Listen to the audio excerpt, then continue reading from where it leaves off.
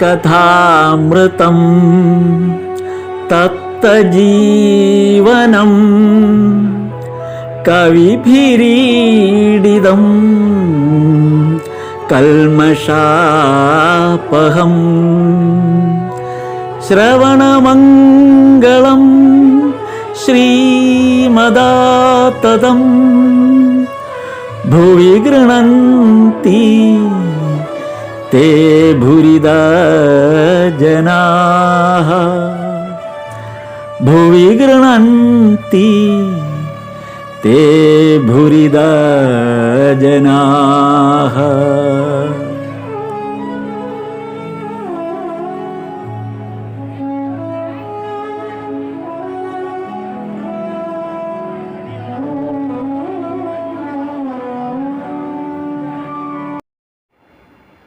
സ്ഥാപകായ ച ധർമ്മസ്യ സർവധർമ്മസ്വരൂപിണേ അവതാരവരിഷ്ഠായ രാമകൃഷ്ണായ തേ നമഃ. ലജ്ജാപടാവൃതേ നിത്യം ശാരദേ ജ്ഞാനദായികേ പാപേഭ്യോ സദാ രക്ഷ കൃപാമയി നമോസ്തുതേ. നമഃ ശ്രീയതിരാജായ വിവേകാനന്ദസൂരയേ സച്ചിത് സുഖസ്വരൂപായ സ്വാമിനേ താപഹാരിണേ. ഒന്നാം വചനാമൃതത്തിൻ്റെ 1-ാം വോള്യം 8-ാം ഭാഗം അധ്യായം 6 നമ്മളിനി നോക്കുന്നത്. തൊട്ടു മുമ്പുള്ള അധ്യായം 4 ശ്രീരാമകൃഷ്ണദേവൻ്റെ ജന്മോത്സവം എന്ന ഭാഗം നമ്മൾ കണ്ടു. 1883 മാർച്ച് 11 എന്നുള്ള തീയതിയിൽ. അപ്പോൾ ആ തീയതി കുറിച്ച് മാസ്റ്റർ മഹാശയൻ എഴുതിയ ഭാഗങ്ങളുടെ ഒരു തുടർച്ചയാണ്, അന്ന് മുതലുള്ള ആ ഭാഗങ്ങളുടെ ഒരു തുടർച്ചയാണിത് വരുന്നത്. ആ ജന്മോത്സവത്തെ സംബന്ധിച്ച് വരുന്നതിൻ്റെ തുടർച്ചയായിട്ടാണ് 6-ാം അധ്യായത്തിലേക്കും വരുന്നത്. 6-ാം അധ്യായത്തിൽ അതുപോലെ അതായത് ഈ ജന്മോത്സവം എന്ന് പറയുന്നത് ഭഗവാന്റെ 46 വയസ്സ് പൂർത്തിയാക്കിയ ജന്മോത്സവമാണിത്. 46 വയസ്സ്. അപ്പോൾ ഇനി അതായത് ഈ 46 വയസ്സ് പൂർത്തിയാക്കിയ ഈ ദിനം സംബന്ധിച്ച് നമ്മൾ നോക്കുമ്പോൾ ഇനി 3 വർഷവും 4.5 മാസവുമാണ് ഭഗവാന്റെ ഈ ഒരു അവതാര കാലം ഇനി അവശേഷിക്കുന്നത്. 3 വർഷവും 4.5 മാസവും കൂടെ വരും. അതാണ് ഈ സന്ദർഭം. അപ്പോൾ കഴിഞ്ഞ തവണ നിത്യഗോപാലിനെ കുറിച്ച് പറഞ്ഞ പോലെ 6-ാം അധ്യായത്തിൽ വരുമ്പോൾ ഭഗവാൻ തൻ്റെ മുറിയിൽ നിന്ന് എഴുന്നേറ്റിട്ട് വടക്ക് കിഴക്കേ വരാന്തയിലേക്ക് നടന്നു. പിന്നെയും ഭക്തന്മാരുമായുള്ളൊരു സംഭാഷണമാണ് അവിടെ. അപ്പോൾ ദക്ഷിണേശ്വരം സ്വദേശിയായൊരു ഭക്തൻ ആധ്യാത്മിക വിഷയങ്ങൾ പാണ്ഡിത്യം പ്രകടമാക്കാനായിട്ട് സംസാരിക്കുന്നതാണ് ഇവിടുത്തെ പരാമർശ വിഷയം. അപ്പോൾ ഓരോരുത്തരും ഈ ജന്മോത്സവം പ്രമാണിച്ച് ഭഗവാനെ കാണാൻ വരുന്ന ഓരോരുത്തരുമായിട്ടും ഭഗവാൻ അവരുടെ സംശയങ്ങൾക്കെല്ലാം മറുപടി പറയുന്നുണ്ട്, അവരുമായിട്ട് ഇങ്ങനെ സംവദിക്കുന്നുണ്ട്. ഇപ്പോൾ അതേപോലെ നമ്മൾ കഴിഞ്ഞ ഇതിൽ നിത്യഗോപാലിനെ മാറ്റി നിർത്തി നിത്യഗോപാലിനെ ഉപദേശിക്കുന്ന ആ ഭാഗമൊക്കെ കണ്ടു. ഇപ്പോൾ പുതിയ അവിടെ തൊട്ടടുത്ത് ദക്ഷിണേശ്വരത്ത് തന്നെ താമസിക്കുന്ന ആ സമീപത്തുള്ളൊരു ഭക്തനാണ് ഇപ്പോൾ വന്നിരിക്കുന്നത്. അത് കഴിഞ്ഞ് അദ്ദേഹം ആ ജന്മോത്സവത്തിൽ പങ്കെടുക്കാൻ വന്ന സമയത്ത് ഇനി അദ്ദേഹവുമായിട്ടുള്ളൊരു സംസാരമാണ് മാസ്റ്റർ മഹാശയൻ ഇവിടെ സൂചിപ്പിക്കുന്നത്. അപ്പോൾ ആ ആധ്യാത്മിക വിഷയങ്ങൾ എന്ന് പറയുമ്പോൾ അയാളുടെ പാണ്ഡിത്യം പ്രകടമാക്കാനാണ് അയാൾ സംസാരിക്കുന്നത്. അയാൾ ഭഗവാനോടല്ല സംസാരിക്കുന്നത്. കേദാർ ചാറ്റർജിയും ദക്ഷിണേശ്വരത്തെ ഈ വ്യക്തിയും തമ്മിലാണ് സംഭാഷണം. ഭഗവാന്റെ മുന്നിൽ വെച്ചാണ് സംഭാഷണം. അതൊരു രസകരമായൊരു ഭാഗമാണ്. അതായത് ഭഗവാന്റെ അവരോടുള്ള ഈ സംഭാഷണത്തോടുള്ള ഭഗവാന്റെ ഒരു പ്രതികരണമാണ് യഥാർത്ഥത്തിൽ നമ്മൾ ഇവിടെ പ്രധാനമായിട്ടും കാണേണ്ട ഒരു വിഷയം. അപ്പോൾ ഇവരുടെ വിഷയം എന്ന് പറയുന്നത് അനാഹത ശബ്ദം. അതായത് അനാഹത ശബ്ദം എന്നുള്ളതാണ് ഇവരുടെ ചർച്ചാ വിഷയം. അതായത് അനാഹത ശബ്ദം എന്ന് പറയുന്നത് ബാഹ്യമായ എന്തെങ്കിലും പ്രയോഗം കൊണ്ടല്ലാതെ പ്രകൃതിയിൽ ഉണ്ടാകുന്ന ശബ്ദത്തെയാണ് അനാഹത ശബ്ദം എന്ന് പറയുന്നത്. ബാഹ്യമായ എന്തെങ്കിലും ഒരു പ്രേരണയാൽ ഇല്ലാത്ത ശബ്ദം എന്ന് വെച്ചാൽ, ഇപ്പോൾ ഉദാഹരണത്തിന് കാറ്റടിക്കുന്ന ശബ്ദം, അത് ബാഹ്യമായ ഒരു പ്രേരണയാണ്. അല്ലെങ്കിൽ പക്ഷി ചിലയ്ക്കുന്നതോ, അല്ലെങ്കിൽ മറ്റ് ഇടിവെട്ടുന്നത്, അല്ലെങ്കിൽ മഴ പെയ്യുമ്പോൾ ഉണ്ടാകുന്ന ശബ്ദം, ഇങ്ങനെ അതായത് അതൊക്കെ പ്രകൃതിയിൽ സ്വാഭാവികമായി ഉണ്ടാകുന്ന ഏതെങ്കിലും കാരണങ്ങൾ കൊണ്ടുണ്ടാകുന്ന ശബ്ദമാണ്. അനാഹത ശബ്ദം എന്ന് പറഞ്ഞാൽ ഇത്തരം പ്രേരണകളൊന്നുമില്ല. അതാണ് അതിനകത്തൊരു വ്യത്യാസം. യാതൊരു വിധത്തിലുള്ള പ്രേരണകളുമില്ലാത്ത, എന്നാൽ ഈ പ്രകൃതിയിൽ അടങ്ങി പ്രകൃതിയുടെ ഒരു ശബ്ദമാണത്. അത് സാധാരണ പറയാം, നമ്മുടെ സാധാരണ ചെവി, നമുക്ക് ഈ കാതുകൾ കൊണ്ട് അത് കേൾക്കാൻ കഴിയില്ലെന്നാണ് പറയുന്നത്.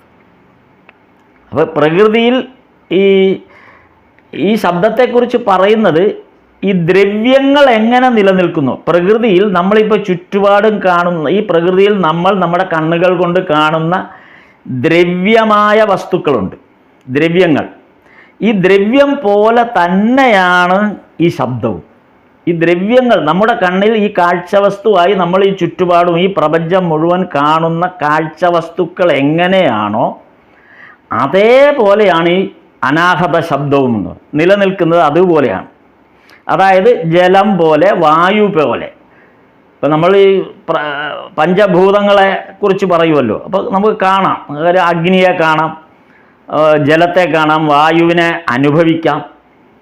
അപ്പോൾ ഇത്തരത്തിൽ ഉള്ള ഈ പ്രകൃതിയിലുള്ള ആ വസ്തുക്കൾ ആ ഒരു കാഴ്ച പോലെ, അല്ലെങ്കിൽ ആ ഒരു പ്രകൃതിയുടെ അംശം പോലെ തന്നെ അതിന് സമാനമാണ് പ്രകൃതിയിൽ നിലനിൽക്കുന്ന ഒരു ശബ്ദം. അതിനെയാണ് അനാഹത ശബ്ദം എന്ന് പറയുന്നത്. ഈ ശബ്ദം നമ്മുടെ ശരീരത്തിനുള്ളിലും നിലനിൽക്കുന്നുണ്ട്. അതാണ് ഇതിനകത്ത്. ഈ പ്രകൃതിയിലുള്ള ഏതൊന്നിൻ്റെ ഉള്ളിലും ഈ ശബ്ദമുണ്ട്. നമ്മുടെ ശരീരത്തിലും ഈ ശബ്ദമുണ്ട്. എന്നാൽ സാധാരണ നിലയിൽ നമുക്ക് നമ്മുടെ സാധാരണ കാത് ഉപയോഗിച്ച്, അല്ലെങ്കിൽ നമ്മുടെ ശ്രവണശക്തി, ഒരു മനുഷ്യൻ്റെ ശ്രവണശക്തി ഉപയോഗിച്ച് ഇത് കേൾക്കാൻ കഴിയില്ല. അതായത് അതിന് കേൾക്കാൻ കഴിയാത്തതിനൊരു കാരണം പറയുന്നുണ്ട്. ഈ കാരണം എന്തെന്ന് വെച്ചാൽ, ഈ സുഷ്മന, നമ്മുടെ ഈ സുഷ്മന നാഡി, ഈ സുഷ്മനയുടെ മേലോട്ടുള്ള ഭാഗം അടഞ്ഞിരിക്കുകയാണ്. സ്വാഭാവികമായി ഈ സുഷ്മന നാഡിയുടെ മുകളിലേക്കുള്ള ഭാഗം അടഞ്ഞിരിക്കുകയാണ്. അതുകൊണ്ടാണ് നമുക്കിത് കേൾക്കാൻ കഴിയാത്തത്. ഇതിനെ യഥാർത്ഥത്തിൽ മറ്റൊരു രീതിയിലും വിശേഷിപ്പിക്കുന്നുണ്ട്. പ്രകൃതിയുടെ പഞ്ചമരാഗം എന്ന് പറയും. പഞ്ചമരാഗം അതിങ്ങനെ നമ്മൾ അത് ശ്രവിക്കുക എന്ന് പറഞ്ഞാൽ യോഗവിദ്യ കൊണ്ട് മാത്രമേ നമുക്ക് ഈ ശബ്ദം കേൾക്കാൻ കഴിയൂ. യോഗവിദ്യ, അതായത് ധ്യാനം, തപസ് എന്നിവ കൊണ്ട് നേടിയെടുത്തിട്ടുള്ള ഒരു യോഗവിദ്യയുടെ അടിസ്ഥാനത്തിൽ മാത്രമേ നമുക്ക് ഈ അനാഹത ശബ്ദത്തെ കേൾക്കാൻ കഴിയും. അത് സാധാരണ ചെവി കൊണ്ടല്ല കേൾക്കുന്നത്, നമ്മുടെ ആ മനസ്സുകൊണ്ടാണ് അത് കേൾക്കുന്നത്. ആ ശബ്ദത്തെ പ്രണവം, ഓംകാരം എന്നൊക്കെ ഈ ശബ്ദത്തെ പറയാം. ഓംകാര ശബ്ദം, പ്രണവം, ഇതൊക്കെ ഈ ശബ്ദത്തെ, ഈ അനാഹത ശബ്ദത്തെക്കുറിച്ച് പറയാം. അപ്പോൾ ഇതായിരുന്നു ഇവരുടെ ഈ അനാഹത ശബ്ദത്തെക്കുറിച്ച്, ഈ ഓംകാരം അല്ലെങ്കിൽ പ്രണവം എന്നൊക്കെ പറയുന്ന ഈ അനാഹത ശബ്ദത്തെക്കുറിച്ചുള്ള ചർച്ചയായിരുന്നു ഇവരുടെ വിഷയം. അപ്പോൾ ഇവർ ഈ ചർച്ച മൂത്ത് ഇങ്ങനെ വന്ന സമയത്ത് ശ്രീരാമകൃഷ്ണദേവൻ ഈ ചർച്ചയ്ക്ക് മറുപടിയായിട്ട് പറയുന്നുണ്ട്. ശ്രീരാമകൃഷ്ണദേവൻ പറഞ്ഞു, ഇവർ ഈ യോഗവിദ്യ കൊണ്ട് നേടാവുന്ന ഈ വലിയ എന്താ പറയുക, അതിനുള്ള ആ ഒരു കഴിവിനെ സംബന്ധിച്ചാണ് ഇവർ ചർച്ച ചെയ്യുന്നത്. അതൊക്കെയാണ് ആധ്യാത്മികതയുടെ ഉന്നത തലം എന്നും പറഞ്ഞ് ഇവർ ചർച്ച ചെയ്തുകൊണ്ടിരിക്കുന്നത്. അപ്പോൾ അതിനെ മുഴുവനും ഖണ്ഡിക്കുന്ന തരത്തിൽ, അല്ലെങ്കിൽ ഇവരെ മുഴുവൻ ഇവരുടെ ഈ വാദഗതികളെ മുഴുവനും അടച്ച് കളഞ്ഞ പോലെ അതിനെ ഒരു മറുപടി എന്നോണം ഭഗവാൻ അതിൽ പറയുന്നുണ്ട്, ശബ്ദം കൊണ്ട് ഒന്നുമായില്ല, ശബ്ദം കൊണ്ട് ഒന്നുമായില്ല. നിങ്ങൾ ഈ പറയുന്ന പോലെ പ്രണവ ശബ്ദം എന്നോ ഓങ്കാരം എന്നോ അല്ലെങ്കിൽ പഞ്ചമരാഗം എന്നോ അനാഹത ശബ്ദം എന്നോ ഒക്കെ പറയുന്നത് കൊണ്ട് ഒന്നുമായില്ല. യഥാർത്ഥത്തിൽ ഈ ശബ്ദം ശ്രവിക്കുന്നു എന്നുണ്ടെങ്കിൽ എന്താണ് യഥാർത്ഥത്തിൽ വേണ്ടത്? ആ ശബ്ദത്തിന് ആധാരമായ, അതാണ് ഭഗവാൻ പറയുന്നത്. ഈ ശബ്ദത്തിന് നിങ്ങൾ ഈ പറയുന്ന പോലെ ഓങ്കാരമാകട്ടെ, പ്രണവമാകട്ടെ, അല്ലെങ്കിൽ അനാഹത ശബ്ദമാകട്ടെ, പഞ്ചമരാഗമാകട്ടെ, എന്തുമാകട്ടെ, ഈ ശബ്ദത്തിന് ആധാരമായത്, അതായത് ആ ശബ്ദം എന്തിനെയാണോ പ്രതിനിധീകരിക്കുന്നത് ആ വസ്തുവിനെയാണ് കാണേണ്ടത്. ഇതായിരുന്നു ഭഗവാന്റെ ആ തർക്കത്തിനുള്ള മറുപടി. ഈ ആധ്യാത്മിക വിഷയങ്ങളുടെ വളരെ ആഴത്തിലുള്ള ഒരു ചർച്ചയ്ക്കാണ് ഈ ഭഗവാന്റെ ഈ മറുപടി ചൊല്ലുന്നത്. നമുക്ക് ഈ ശബ്ദമല്ല പ്രധാനം, ഈ ശബ്ദത്തിന് ആധാരമായതെന്തോ അതിനെ കാണാൻ കഴിയുമോ ഇല്ലയോ എന്നുള്ളതാണ് പ്രധാനം. നമ്മുടെ ഏത് യോഗവിദ്യ ആകട്ടെ, അല്ലെങ്കിൽ ഏത് തരത്തിലുള്ള ഇത്തരം കാര്യങ്ങൾ എന്തുമാകട്ടെ, നമ്മൾ അതിൻ്റെ ആകത്തുക എന്ന് പറയുന്നത് ഇതിനെല്ലാം ആധാരമായ ആ വസ്തുവിനെ കാണാൻ കഴിയുമോ ഇല്ലയോ, എങ്കിൽ മാത്രമേ ഈ ഒരു എക്സർസൈസ് കൊണ്ട് പ്രയോജനമുള്ളൂ. ഇല്ലെങ്കിൽ ഇതൊരു വെറും ഒരു വ്യായാമമായി മാറും എന്ന അർത്ഥത്തിലാണ് ഭഗവാൻ ഇതിന് മറുപടി കൊടുത്തത്. ഒരുപക്ഷെ ഭഗവാൻ ഈ പറഞ്ഞത് അവർക്ക് മനസ്സിലായി കാണില്ല എന്ന് ഭഗവാന് തന്നെ തോന്നി. നോക്കൂ, ഭഗവാന് ഒരു വിഷയം ഒരു ആരെങ്കിലും സംസാരിച്ചു വരുമ്പോൾ ഭഗവാൻ അതിന് ഏറ്റവും ലളിതമായ കാര്യം പറഞ്ഞു.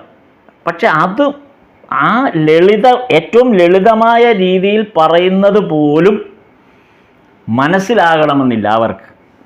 അതുകൊണ്ട് ഭഗവാൻ അതിനെ കുറേ കൂടെ അവർക്ക് മനസ്സിലാകുന്ന തരത്തിൽ കുറേ കൂടെ അതിനെ വ്യക്തത വരുത്തുന്നുണ്ട്. ഈ ഒരു ശൈലി അല്ലെങ്കിൽ ഈ ഒരു രീതി ഉടനീളം നമുക്ക് ഈ ശൈലി കാണാൻ പറ്റും. അങ്ങനെ ഒരു ശൈലിയിലായിരുന്നില്ല ഈ വചനാമൃതത്തിൻ്റെ രചന എങ്കിൽ നമ്മുടെയൊക്കെ കാര്യം ഒന്നും എത്ര കഷ്ടമായി പോയേനെ നമുക്ക്. കാരണം നമ്മൾക്കിത് മനസ്സിലാക്കാൻ വേണ്ടി ഈ വചനാമൃതം എപ്പോഴൊക്കെ ആത്യന്തികമായി ഭഗവാൻ പറയുന്ന ഈ കാര്യങ്ങളെല്ലാം കൃത്യമായി നോട്ട് ചെയ്ത് നമുക്ക് വേണ്ടി ഇത് തയ്യാറാക്കി നമുക്ക് മുന്നിൽ വെച്ച് തരുന്നത് മാസ്റ്റർ മഹാശയനാണ്. അപ്പോൾ മാസ്റ്റർ മഹാശയൻ ഭഗവാൻ എത്ര കൃത്യതയോടുകൂടിയാണ് അവരെ മനസ്സിലാക്കുക എന്നുള്ളത് മാത്രമല്ല, ഇത് മാസ്റ്റർ മഹാശയൻ അത് ഉൾക്കൊണ്ടുകൊണ്ട് ഇനി വരും വായനക്കാർക്ക് മുഴുവൻ ഇത് മനസ്സിലാകുന്ന തരത്തിൽ അപ്പോൾ അത്ര കൃത്യമായിട്ടാണ് ഇത്തരം ആധ്യാത്മിക വിഷയങ്ങളെ ഭഗവാൻ അവതരിപ്പിക്കുമ്പോൾ അത് ആദ്യം ഒരു സ്റ്റേറ്റ്മെൻറ്റ് പറയും.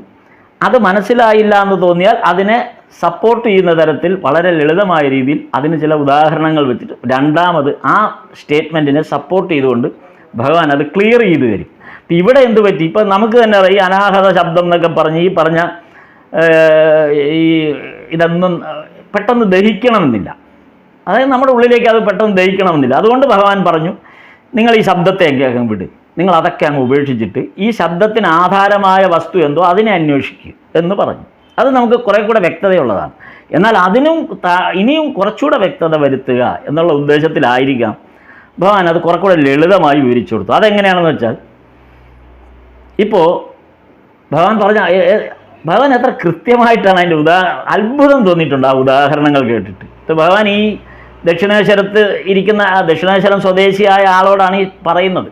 അപ്പോൾ അയാളോട് ചോദിച്ചു, അയാളുടെ പേര് പരാമർശിച്ചിട്ടില്ല, നമ്മൾ ഈ വചനാമൃതത്തിലൊന്നും അയാളുടെ പേര് പറഞ്ഞിട്ടില്ല, കാര്യം ഒരു ഭക്തൻ എന്നുള്ള അർത്ഥത്തിൽ. അപ്പോൾ ഭഗവാൻ ഈ ദക്ഷിണേശ്വരംകാരനോട് പറഞ്ഞ ഒരു ഉദാഹരണം എന്താ വെച്ചാൽ, ഇതെങ്ങനെ മനസ്സിലാക്കണം എന്നുള്ളതിനെ പറഞ്ഞത്, നിൻ്റെ പേര് കേട്ടതുകൊണ്ട് ഞങ്ങൾക്ക് എന്തെങ്കിലും അനുഭവം ഉണ്ടാവും. ഇപ്പോൾ ഉദാഹരണത്തിന് ദക്ഷിണേശ്വരംകാരൻ്റെ പേര് ശങ്കരൻ എന്നാണെന്ന് വിചാരിക്കുക. ഇപ്പം ശങ്കരൻ എന്നുള്ളൊരു പേര് കേട്ടതുകൊണ്ട് അത് കേൾവിക്കാരന് ഒന്നും മനസ്സിലാവില്ല. അതാരാണ്, എന്താണ്, എങ്ങനെയുള്ള ആളാണ്, ഒന്നും വ്യക്തതയില്ല. ആ നാമം മാത്രം കേൾക്കുന്നത് കൊണ്ട് ആ വ്യക്തിയെ മനസ്സിലാവണമെന്ന് ഒരു നിർബന്ധവുമില്ല. അതുകൊണ്ടാണ് ഭഗവാൻ പറഞ്ഞത്, നിൻ്റെ പേര് കേട്ടതുകൊണ്ട് ഞങ്ങൾക്ക് എന്തെങ്കിലും ഒരു അനുഭവം ഉണ്ടാകും. നിന്നെ നേരിൽ കാണുമ്പോഴാണ് പരസ്പരം ബന്ധവും ആ ബന്ധത്തിൻ്റെ ശക്തിയും വർദ്ധിക്കുന്നത്. നിന്നെ നേരിൽ കാണുമ്പോഴാണ്. നിന്നെ കാണാതെ ആ പേര് കൊണ്ട് മാത്രം എന്തെങ്കിലും വ്യക്തത ഉണ്ടാവുമോ? അതാണ് ഭഗവാൻ ചോദിച്ചത്. അതപ്പോൾ നേരിൽ കാണാത്ത രീതി കാണില്ലെങ്കിൽ ഒരനുഭവവും നമുക്ക് കിട്ടില്ല. എന്നിട്ട് കേദാരനോട് പറയുന്നുണ്ട് അത് കഴിഞ്ഞിട്ട്, ഇവൻ അതായത് ദക്ഷിണേശ്വരൻകാരൻ പണ്ടത്തെ ഋഷികളുടെ അഭിപ്രായക്കാരനാണ് എന്നാണ് പറയുന്നത്. ഒരു തമാശയായിട്ട് പറഞ്ഞതാണ് ഭഗവാൻ. പണ്ടത്തെ ഋഷിമാരുടെ അഭിപ്രായം, ആ ഋഷിമാരെ പോലുള്ള അഭിപ്രായമുള്ളവരാണ്. എന്താണത്? സാക്ഷാൽ ഈ ഋഷിമാർക്കുണ്ടായ ഒരു കുഴപ്പത്തെക്കുറിച്ച് ഭഗവാൻ പറയുന്നത്, സാക്ഷാൽ ശ്രീരാമചന്ദ്രനെ നേരിൽ കാണുകയാണ് ഈ ഋഷിമാർ. സാക്ഷാൽ ശ്രീരാമചന്ദ്രനെ നേരിൽ കാണുക, എന്നിട്ടും ഋഷിമാർ പറയുന്നത്, ശ്രീരാമചന്ദ്രൻ മുന്നിൽ നിൽക്കുകയാണ്. ആ മുന്നിൽ നിൽക്കുന്ന ശ്രീരാമചന്ദ്രനെ ഉണ്ടായിട്ടും ഋഷിമാർ പറയുന്നത് എന്താണ്? ഞങ്ങൾ അഖണ്ഡ സച്ചിദാനന്ദത്തെ അന്വേഷിക്കുകയാണെന്നാണ്. എത്ര മണ്ടത്തരമായിരിക്കും! ഞങ്ങൾ അഖണ്ഡ സച്ചിദാനന്ദത്തെ അന്വേഷിക്കുക. ശ്രീരാമചന്ദ്രൻ മുന്നിൽ നിൽക്കുകയാണ്. അപ്പോൾ ശ്രീരാമചന്ദ്രനെ ഇവരെങ്ങനെയാണ് കാണുന്നത്? ദശരഥൻ്റെ മകൻ, അതിൽ അപ്പുറം ഇവർ കാണുന്നതില്ല. അങ്ങനെ മാത്രമേ ഇവർ കാണാൻ പറ്റുന്നുള്ളൂ ഇവർക്ക്. അതുകൊണ്ടാണ് ഇവർ പറഞ്ഞത് ഞങ്ങൾ അഖണ്ഡ സച്ചിദാനന്ദത്തെ അന്വേഷിക്കുക. അപ്പോൾ ശ്രീരാമചന്ദ്രൻ്റെ മുന്നിൽ വെച്ച് ഈ ഋഷിമാരിത് പറയുമ്പോൾ ശ്രീരാമചന്ദ്രൻ്റെ ആ റിയാക്ഷൻ ഭഗവാൻ ഇവിടെ പറയുന്നുണ്ട്. ശ്രീരാമചന്ദ്രൻ ഇത് കേട്ടിട്ട് വെറുതെ ഒന്ന് ചിരിച്ചു. ആ ചിരിയിലെല്ലാം ഉണ്ട് കാര്യം. ശ്രീരാമചന്ദ്രനെ മുന്നിൽ കണ്ടിട്ട് അഖണ്ഡ സച്ചിദാനന്ദത്തെ അന്വേഷിച്ചു. അഖണ്ഡ സച്ചിദാനന്ദം ഉടൽ പൂണ്ട് മുന്നിൽ നിൽക്കുകയാണ്. അഖണ്ഡ സച്ചിദാനന്ദം ഉടൽ രൂപത്തിൽ മുന്നിൽ നിൽക്കുകയാണ്. അത് കാണാൻ പറ്റുന്നില്ല. അതിനവർ കാണുന്നത് ദശരഥൻ്റെ മോനെന്നാണ്. എന്നിട്ട് അഖണ്ഡ സച്ചിദാനന്ദത്തെ അന്വേഷിക്കും. ഇതാണ് യഥാർത്ഥത്തിൽ നമ്മുടെ ആധ്യാത്മികമായ അന്വേഷണത്തെ ഏറ്റവും കുറിക്കുകൊള്ളുന്ന തരത്തിൽ ഭഗവാൻ സൂചിപ്പിക്കുന്ന ഒരു ഘടനയാണിത്. എല്ലാവരും ഈ തരത്തിലാണ് ഭഗവാനെ, ഈശ്വരനെ മുന്നിൽ കണ്ട് അല്ലെങ്കിൽ പ്രത്യക്ഷ ഭാവത്തിൽ കാണാനുള്ള ആ ഒരു കാഴ്ച നമുക്ക് നഷ്ടപ്പെടുകയും അനാവശ്യമായ ആധ്യാത്മിക ചർച്ചയിലേക്ക് നമ്മൾ പോവുകയും ചെയ്യുന്നു എന്നുള്ളതാണ് ഇവിടെ സൂചിപ്പിക്കുന്നത്.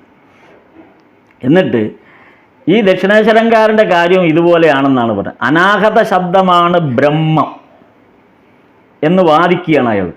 അയാളുടെ വാദഗതി അവസാനിപ്പിക്കുന്ന അയാൾ അങ്ങനെയാണ്. അനാഹത ശബ്ദം എന്ന് പറഞ്ഞാൽ അതാണ് ബ്രഹ്മം. ആ ബ്രഹ്മം ഉടലാർന്ന് മുന്നിലിരിക്കുകയാണ് ദക്ഷിണേശ്വരത്ത്.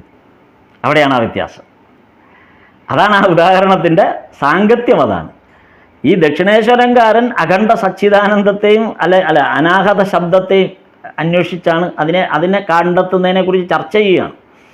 അതായത് ബ്രഹ്മത്തെ അറിയുക എന്നുള്ള ചർച്ചയാണ് അവിടെ കൊണ്ടുപിടിച്ച് നടക്കുക. ബ്രഹ്മത്തെ അറിയുക.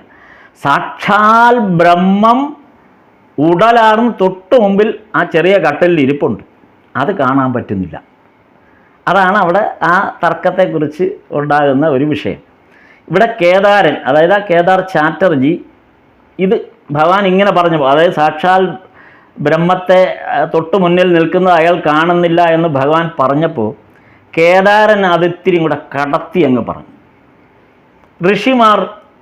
ഋഷിമാരെല്ലാം മഠയന്മാരായിരുന്നു. ഏത്? ശ്രീരാമചന്ദ്രൻ്റെ മുന്നിലിരുന്നുകൊണ്ട് അഖണ്ഡ സച്ചിദാനന്ദത്തെ അന്വേഷിക്കുന്നു എന്ന് പറഞ്ഞ ആ ഋഷിമാരൊക്കെ മഠയന്മാരായിരുന്നു എന്ന് ഭഗവാൻ പറഞ്ഞതിനെ സപ്പോർട്ട് ചെയ്തുകൊണ്ട് കുറച്ചുകൂടെ ഒന്ന് ആ സ്റ്റേറ്റ്മെൻറ്റിനെ ഒന്ന് പിന്താങ്ങുന്ന പോലെ കേദാർ ചാറ്റർജി പറഞ്ഞു. നമുക്ക് ശ്രീരാമകൃഷ്ണദേവൻ ഉടൻ തന്നെ അതിന് മറുപടി കൊടുക്കുന്നുണ്ട്. നമുക്ക് ഋഷിമാർ മണ്ടന്മാരാണെന്നൊന്നും പറയരുത്.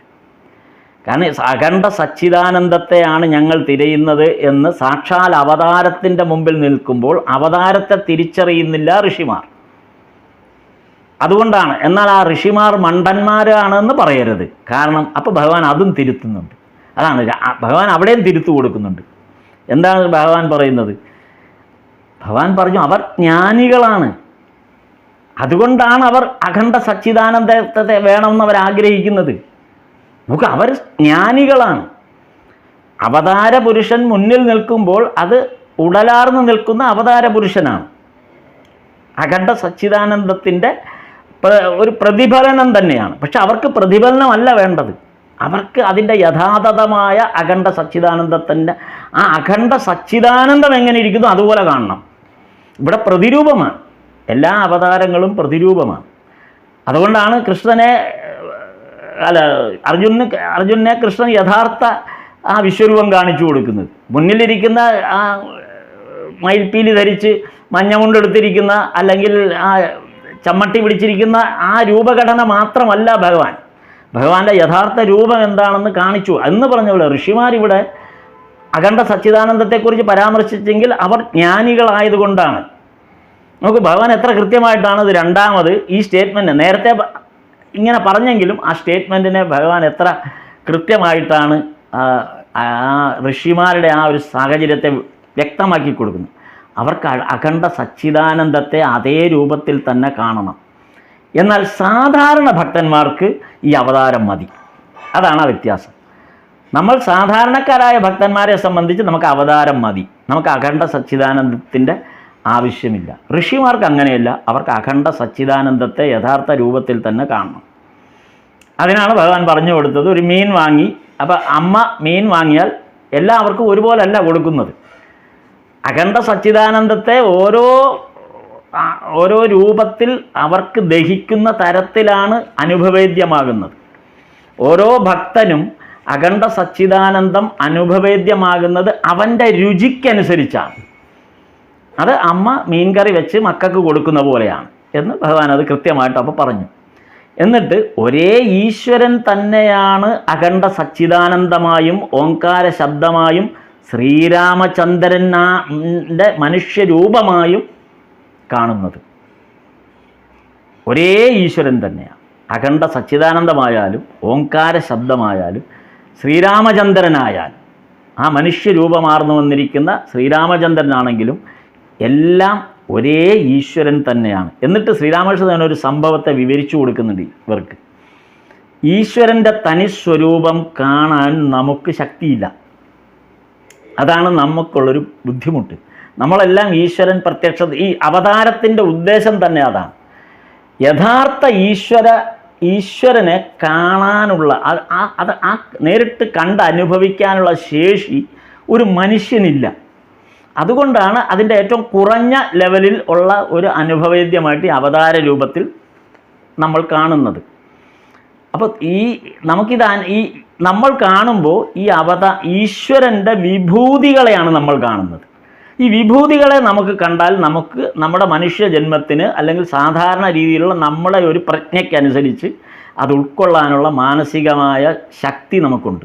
അതിനാണ് ഈ കൊച്ചു വിഭൂതികളായി ഈ അഖണ്ഡ ബ്രഹ്മം അല്ലെങ്കിൽ അഖണ്ഡ സച്ചിദാനന്ദം ഈ ഈശ്വരൻ വിഭൂതി രൂപത്തിൽ വിഭൂതികളായി നമ്മുടെ മുമ്പിൽ പ്രത്യക്ഷപ്പെടുന്നതിൻ്റെ കാരണം അതാണ് എന്നാണ് പറയുന്നത്. ഈ പ്രത്യക്ഷത്തിൽ വരുന്ന വിഭൂതിയല്ല, അതിനപ്പുറത്തേക്കുള്ള അഖണ്ഡ സച്ചിദാനന്ദത്തെ പരബ്രഹ്മ സ്വരൂപത്തെയാണ് നമ്മൾ ഈ വിഭൂതിയിലൂടെ തിരിച്ചറിയേണ്ടതെന്നാണ് ഭഗവാൻ പറഞ്ഞത്. ഇപ്പം കൃഷ്ണൻ വിശ്വരൂപം പ്രദർശിച്ചപ്പോൾ അത് കാണാനുള്ള ദിവ്യ ചക്ഷുഷ് അർജുനന് കൊടുത്തിട്ടാണ് കാണിച്ചത്. അതാണ്, അല്ലാതെ അർജുനോട് പെട്ടെന്ന് എന്നാ വിശ്വരൂപം കാണുന്നു എന്നല്ല പറഞ്ഞത്. അർജുനന് വിശ്വരൂപം ദർശിച്ചത് ആ ദിവ്യ ചക്ഷുഷ് അർജുനന് അത് കാണാനുള്ള ആ കണ്ണ് നൽകിയിട്ടാണ്. അർജുനൻ്റെ സാധാരണ നിലയിലുള്ള ഒരു കാഴ്ചപ്പാടിൽ ഈ വിശ്വരൂപം കണ്ടാൽ ഒന്നും ഉണ്ടാകില്ല, അർജുനനെ ഉണ്ടാകില്ല. അത് ഈ യുദ്ധാവസാനത്തിൽ സംഭവിക്കുന്നുണ്ട്. അത് വലിയൊരു സംഭവമാണ് അത്. കാര്യം ഈ കുരുക്ഷേത്ര യുദ്ധം കഴിഞ്ഞ് ഈ എല്ലാവരും മരണമടഞ്ഞു. ഇനി ബാക്കി ആരുമില്ല. ആകെ പാണ്ഡവപക്ഷത്താണെങ്കിൽ ആകെ 7 പേരാണ് അവശേഷിക്കുന്നത്. പഞ്ചപാണ്ഡവരും സ്വാത്വികിയും ഒക്കെ അങ്ങനെ 7 പേരാണ്, കൃഷ്ണനും. ഇത്രയും 7 പേരെ അവിടെ ഈ പക്ഷത്ത് അവശേഷിച്ചുള്ളൂ. അപ്പോൾ ഈ യുദ്ധ നിയമം അനുസരിച്ച് യുദ്ധം കഴിഞ്ഞാൽ ഈ തേരാളി വേണം യോദ്ധാവിനെ തേരിൽ നിന്ന് ആനയിച്ചിറക്കണം. അതാണ് ചടങ്ങ്. യുദ്ധം ജയിച്ചു കഴിഞ്ഞാൽ ഈ തേരാളിയുടെ ജോലി ഈ യോദ്ധാവിനെ, ആരാണോ ആ രഥത്തിൽ യുദ്ധം ചെയ്യാനിരുന്ന യോദ്ധാവ്, ആ യോദ്ധാവിനെ ആനയിച്ചിറക്കേണ്ട ഒരു ചുമതല തേരാളിക്കാം. അപ്പോൾ യുധിഷ്ഠിരൻ്റെ തേരാളി യുധിഷ്ഠിരനെയും പാണ്ഡവരുടെ ഓരോരുത്തരുടെയും തേരാളികൾ അവരവരെയൊക്കെ ആനയിച്ച് പുറത്തേക്ക് ഇറക്കി, രഥത്തിൽ നിന്ന് താഴെ ഇറക്കി, മണ്ണിലേക്ക് ഇറക്കി. പക്ഷേ കൃഷ്ണൻ അർജുനനോട് പറഞ്ഞു ഇറങ്ങിക്കോളാൻ പറഞ്ഞു. കൃഷ്ണൻ അർജുനനോട് പറഞ്ഞത് ഇറങ്ങിക്കോളൂ എന്നാണ് പറഞ്ഞത്. ഇത് അർജുനന് ഒരു ഹർട്ടായിട്ട് തോന്നി. ഒരഹംബോധം ആണ്. തൻ്റെ തേരാളിയാണ്, കൃഷ്ണനാണെങ്കിലും തൻ്റെ തേരാളിയാണ്. അപ്പം തന്നെ ആനയിച്ചിറക്കേണ്ട ആളാണ്. പക്ഷെ അങ്ങനെയല്ല കൃഷ്ണൻ പറഞ്ഞത്. കൃഷ്ണൻ പറഞ്ഞ് ഇറങ്ങിക്കോളാൻ പറഞ്ഞു. അല്ല, കൃഷ്ണൻ ആനയിക്കാനൊന്നും പോയില്ല. ഇത് അർജുനന് ഒരു വിഷമം തോന്നി. എന്താണ് കൃഷ്ണൻ അങ്ങനെ ചെയ്തത്? അത് നിയമപരമായി അങ്ങനെയല്ലല്ലോ ചെയ്യേണ്ടത്. ഭഗവാനാണ്, കൃഷ്ണനാണ്, എങ്കിലും തൻ്റെ തേരാളി എന്നുള്ള സ്ഥാനത്തിരിക്കുമ്പോൾ ആ ജോലിയും കൂടെ ചെയ്യണമല്ലോ ഭഗവാൻ. എന്നിട്ടും തൻ്റെ രഥത്തിൽ തന്നെ കൈപിടിച്ചിറക്കാൻ കൃഷ്ണൻ തയ്യാറായില്ലല്ലോ എന്ന് അർജുനൻ്റെ മനസ്സിലൊരു ഒരു വല്ലാത്തൊരു തോന്നലുണ്ടായി. പക്ഷെ കൃഷ്ണൻ അതിനൊന്നും പ്രതികരിക്കും. കൃഷ്ണൻ അവിടെ ഇരിപ്പുണ്ട്, രഥത്തിൽ തന്നെ അനങ്ങാതിരിക്കുകയാണ്. അർജുനനോട് ഇറങ്ങിക്കോളാൻ പറയുക. അർജുനൻ രഥത്തിൽ നിന്ന് ഇറങ്ങി നിന്നു. അപ്പോൾ കൃഷ്ണൻ പറഞ്ഞു നടന്ന് ദൂരെ പോകുമെന്ന് പറഞ്ഞു.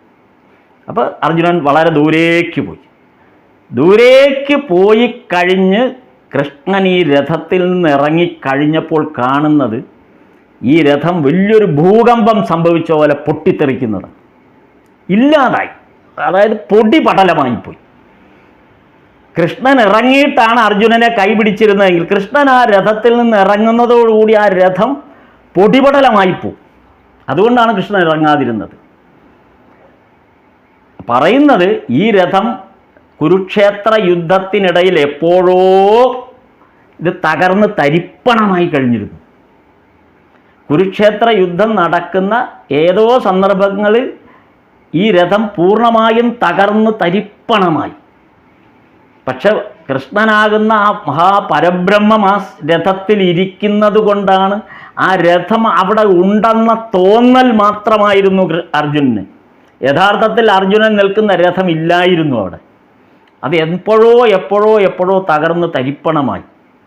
കാരണം ആ രഥം ഏറ്റുവാങ്ങിയ ബാണങ്ങളുടെ ശക്തി, മന്ത്രശക്തിയുള്ള ബാണങ്ങൾ ഏറ്റേറ്റ് ആ രഥം എന്നോ തകർന്നു കഴിഞ്ഞിരിക്കുന്നു. ഏതോ സന്ദർഭത്തിൽ അത് തകർന്ന് തരിപ്പണമായി പോയി കഴിഞ്ഞിരുന്നു. അത് അതുകൊണ്ടാണ് കൃഷ്ണൻ ആദ്യം ഇറങ്ങിയിട്ട് മാറാതിരുന്നത്. അപ്പോൾ ഇത് പിന്നീട് തോന്നൽ മാത്രമായിരുന്നു, ഒരു രഥമുണ്ടെന്ന തോന്നലായിരുന്നു, ആ മായ മാത്രമായിരുന്നു അർജുനനെ ഈ യുദ്ധസന്ദർഭത്തിൽ നയിച്ചുകൊണ്ടിരുന്നത്. അതുകൊണ്ടാണ് അർജുനൻ പൂർണ്ണമായും യുദ്ധം പൂർത്തീകരിച്ചത്. ഇതാണ് നമ്മുടെ ജീവിതത്തിൻ്റെ, ഈ ഗീത പഠിക്കുമ്പോൾ നമ്മുടെ ജീവിതത്തിൻ്റെ സാഹചര്യവും ഇത് തന്നെയാണ് പറയുന്നത്. ഈ ഇല്ലാത്തതിനകത്താണ് നമ്മൾ നിൽക്കുന്നത്. നമ്മുടെ തോന്നൽ മാത്രമാണ്. നമ്മൾ ഈ ചുറ്റും ഇപ്പോൾ കാണുന്നത് നമ്മുടെ തോന്നൽ മാത്രമാണ്. എപ്പോഴാണോ ആ തോന്നൽ നമുക്ക് നഷ്ടപ്പെടുന്ന ഒരു സാഹചര്യം ഉണ്ടാവും ഒരു സന്ദർഭത്തിൽ, അന്ന് ഇതൊന്നും നമ്മുടെ മുന്നിൽ കാണില്ല, നമ്മുടെ ഈ ശരീരം പോലും.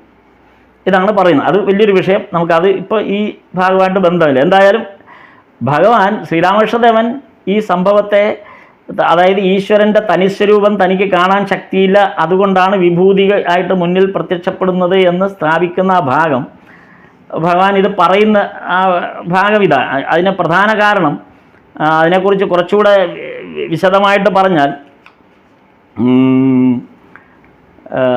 അതിനെക്കുറിച്ച് ഈ ഭഗവാന്റെ ഈ വിശ്വരൂപത്തെക്കുറിച്ച്, അതായത് ഈ വിശ്വരൂപ ദർശനമാണ് അതായത് അഖണ്ഡ സച്ചിദാനന്ദ സ്വരൂപത്തെ പല ആവർത്തി കാണിച്ചു കൊടുത്തതായിട്ടുണ്ട്. അത് ശ്രീരാമചന്ദ്രൻ്റെ കാലത്തിലും ഹനുമാന് വേണ്ടിയും ഈ അഖണ്ഡ സച്ചിദാനന്ദ സ്വരൂപം എന്താണെന്ന് ശ്രീരാമൻ ഹനുമാനെയും പറഞ്ഞ് കൊടുത്തിട്ടുണ്ട്. ഹനുമാനോട് അർജുനന് കാണിച്ചു കൊടുത്ത പോലെ സ്വരൂപമായി കാണിച്ചു കൊടുത്തില്ല. ഹനുമാനോട് ശ്രീരാമചന്ദ്രൻ ഹനുമാന് ഈ സ്വരൂപത്തെക്കുറിച്ച് പറഞ്ഞു കൊടുത്തതേ ഉള്ളൂ. എന്താണ് അഖണ്ഡ സച്ചിദാനന്ദമാകുന്ന ആ പരബ്രഹ്മ സ്വരൂപം എന്താണെന്ന് ഹനുമാനോട് ശ്രീരാമൻ പറഞ്ഞു കൊടുത്തതേ ഉള്ളൂ, കാണിച്ചു കൊടുത്തില്ല, പറഞ്ഞു കൊടുത്തേ ഉള്ളൂ. പറഞ്ഞത് കേട്ട് ബോധരഹിതനായി ഹനുമാൻ. പറഞ്ഞത് കേട്ട് ഹനുമാൻ ബോധരഹിത. അപ്പോൾ പിന്നെ കണ്ടിരുന്നെങ്കിലുള്ള അവസ്ഥയോ? പിന്നീട് ഭഗവാൻ ഇത് കാണിക്കുന്നത് ശ്രീകൃഷ്ണൻ അമ്മയുടെ മുമ്പിൽ യശോദാമ്മയ്ക്കാണ്. വാ തുറന്നപ്പോൾ യശോദാമ്മയ്ക്കാണ് കാണിച്ചു കൊടുത്തത്. പക്ഷെ ഓരോ തവണയും ഈ വിശ്വരൂപ ദർശനത്തിന് വ്യത്യാസമുണ്ട്. കാഴ്ചക്കാരാരാണോ അവർക്ക് ഉതകുന്ന തരത്തിൽ മാത്രമാണ് ഈ വിശ്വരൂപ ദർശനം നടത്തിയത്. യശോദാമ്മ കാണുന്നത് അർജുനൻ കണ്ട രൂപമല്ല, അത് യശോദാമ്മയ്ക്ക് ദഹിക്കുന്ന അല്ലെങ്കിൽ യശോദാമ്മയ്ക്ക് അനുകൂലമായ തരത്തിലുള്ള ഒരു ദൃശ്യം മാത്രമാണ് ഭഗവാൻ യശോദാമ്മയ്ക്ക് വാ തുറന്നപ്പോൾ, മണ്ണ് വാരി തിന്നതിന് വാ തുറന്നപ്പോൾ കാണിച്ചു കൊടുത്തു. അപ്പോൾ ഇത് ഓരോ സന്ദർഭത്തിൽ ഭഗവാൻ തൻ്റെ ഈ ആത്മസ്വരൂപത്തെ, സച്ചിദാനന്ദ സ്വരൂപത്തെ എങ്ങനെ പ്രകടമാക്കുന്നു എന്നുള്ളതാണ് നമ്മളിവിടെ മനസ്സിലാക്കേണ്ടത്. അതാണ് ശ്രീരാമകൃഷ്ണദേവൻ ബോധ്യപ്പെടുത്തിക്കൊണ്ടിരിക്കുന്നത്. ഈ ശ്രീരാമകൃഷ്ണദേവൻ നമ്മൾ ഈ അഖണ്ഡ സച്ചിദാനന്ദത്തെ അന്വേഷിക്കുന്നു എന്നുള്ള ആ തർക്കത്തെ അവിടെ ഉന്നയിച്ചപ്പോൾ അതിനെ ബോധ്യപ്പെടുത്തുന്നതിന് വേണ്ടിയിട്ടാണ് ഇതേപോലെ ചില ഉദാഹരണങ്ങൾ പറഞ്ഞു തീർത്തത്. അപ്പോൾ ഇവിടെ ശ്രീരാമകൃഷ്ണദേവൻ പറയുന്നത് ഒരു കാര്യം കൂടെ ശ്രീരാമകൃഷ്ണദേവൻ പറയുന്നുണ്ട് ഇവിടെ, ഈ അഖണ്ഡ സച്ചിദാനന്ദ സ്വരൂപത്തിൻ്റെ ആ ശക്തിയെക്കുറിച്ച് പറഞ്ഞില്ലേ. ഇപ്പം നേരത്തെ പറഞ്ഞ പോലെ ഓരോരുത്തർക്കും ആ വിശ്വരൂപ ദർശനം ഉണ്ടാകുമ്പോൾ അത് ഓരോ തരത്തിലാണ്, അത് അവർക്ക് പരിഭാഗമായ തരത്തിലാണ് വിശ്വരൂപ ദർശനം ഉണ്ടാകുന്നത് എന്നൊക്കെ പറഞ്ഞ ആ ഒരു ഘടന. ഇതിന് ശ്രീരാമകൃഷ്ണദേവൻ കുറേ കൂടെ വളരെ വ്യക്തമായ തരത്തിൽ കുറേ കൂടെ ലളിതമായിട്ട് ഒരു സ്റ്റേറ്റ്മെൻറ്റൂടെ പിന്നീട് ഇതിൻ്റെ തുടർച്ചയായിട്ട് ശ്രീരാമകൃഷ്ണദേവൻ നടത്തുന്നുണ്ട്. ആ പറഞ്ഞത് എന്താണ്? ഇവിടെ ശ്രീരാമകൃഷ്ണൻ പറഞ്ഞത്, ശ്രീരാമചന്ദ്രൻ ഈ രാമരാവണ യുദ്ധമെല്ലാം കഴിഞ്ഞിട്ട് അധികാരമേൽക്കുന്നുണ്ട്. അധികാരമേറ്റ ശേഷം സഭയിൽ പ്രവേശിക്കുന്നുണ്ട്. അയോധ്യയിൽ സഭയിൽ പ്രവേശിക്കുന്നുണ്ട്, മഹാരാജാവായിട്ട് സഭയിൽ പ്രവേശിക്കുന്നുണ്ട്. 100 സൂര്യന്മാർ ഒന്നിച്ചുദിച്ചു വന്ന പോലെയായിരുന്നു അത്. 100 സൂര്യന്മാരുടെ സൂര്യപ്രഭയായിരുന്നു ഈ സദസ്സിൽ ഉണ്ടായത്. ശ്രീരാമചന്ദ്രൻ പ്രവേശിച്ചപ്പോൾ അനുഭവപ്പെട്ടത് ഈ 100 സൂര്യന്മാരുടെ പ്രഭയായിരുന്നു. എന്നിട്ടും ആ സഭാവാസികൾക്ക് ഒരാഘാതവും സംഭവിച്ചില്ല.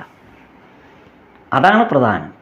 ഇത്രയും ശക്തമായ, താങ്ങാനാവാത്ത വിധമുള്ള, ഒരു മനുഷ്യ ജന്മത്തിന് താങ്ങാനാവാത്ത വിധമുള്ള 100 സൂര്യപ്രഭയോടുകൂടി മഹാരാജാവായ ശ്രീരാമചന്ദ്രൻ സഭയിൽ വന്നപ്പോൾ ഈ സഭാവാസികൾക്ക് ആ ആഘാതം സംഭവിച്ചില്ല. എന്തുകൊണ്ടായിരിക്കാം?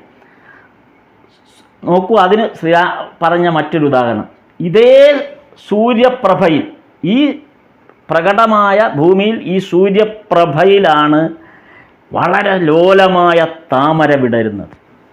ഈ താമരയെ സൂര്യപ്രകാശം ഒരിക്കലും ഒരാഘാതമായി അനുഭവപ്പെടുന്നില്ല. മറിച്ച് ആ താമരയ്ക്ക് വിടരാനുള്ള ഒരു ഊർജമാണ് ഈ സൂര്യപ്രകാശം നൽകുന്നത്. യഥാർത്ഥത്തിൽ ഈ സൂര്യപ്രകാശത്തിൽ ഈ താമര വാടിപ്പോകേണ്ടതാണ്. പക്ഷേ ഇവിടെ സംഭവിക്കുന്ന, നമുക്ക് തന്നെ നേരിട്ടറിയാം, ഈ സൂര്യപ്രകാശത്തിൽ ഒരിക്കലും ഇപ്പോൾ അതുപോലുള്ള ഈ സൂര്യാഘാതമൊക്കെ നമ്മൾ ഏൽക്കുന്നുണ്ട്. നമ്മുടെ ശരീരത്തിന് ഈ സൂര്യാഘാതം ഏൽക്കുന്നുണ്ട്. എന്നാൽ ഇതേ സൂര്യൻ്റെ പ്രകാശത്തിലാണ് അതിലോലമായൊരു താമര വിടരുന്നത്. അതിനാ സൂര്യപ്രകാശം, ആ താമര ഇതേ ഡെൻസിറ്റിയിലാണ് താമരയും അത് ഉൾക്കൊള്ളുന്നത്. പക്ഷെ താമരയ്ക്കത് വിടരാനുള്ള ഊർജമായി മാറുകയാണ്. ആ സൂര്യപ്രകാശത്തിൽ നിലനിൽക്കാനുള്ള ഊർജം ഇതേ സൂര്യപ്രകാശമാണ് താമരയ്ക്ക് നൽകുന്നത്. ആ താമര ഇതളിൻ്റെ നൈർമല്യവും നമ്മുടെ ശരീരപ്രകൃതിയും കൂടെ ഒന്ന് താരതമ്യം ചെയ്താൽ മാത്രം മതി.